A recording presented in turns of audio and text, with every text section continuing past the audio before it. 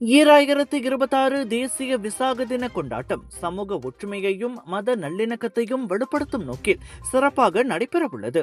இந்த நிகழ்ச்சியை தேசிய ஒருமைப்பாட்டுத்துறை அமைச்சும் போக்குவரத்து அமைச்சும் மலேசிய புத்த மத ஆலோசக மன்றமும் இணைந்து ஏற்பாடு செய்கின்றன. இது மலேசியா மடானி கொள்கையின் பரிவு மற்றும் பரஸ்பர மரியாதை பிரதிபலிப்பதாக ஒருமைப்பாட்டுத்துறை அமைச்சர் டத்தோ ஏரன் அகோடாகாங் கூறினார். இந்த கொண்டாட்டத்தின் முக்கிய நிகழ்வாக புத்த மத கோட்பாடுகள் மற்றும் மடானி நடைமுறைகள் குறித்த தேசிய மாநாடு மே 23 கோலாலம்பூரில் நடைபெறுகிறது. இதில் மத தலைவர்கள், அறிஞர்கள் மற்றும் சமூக பிரதிநிதிகள் பங்கேற்கின்றனர்.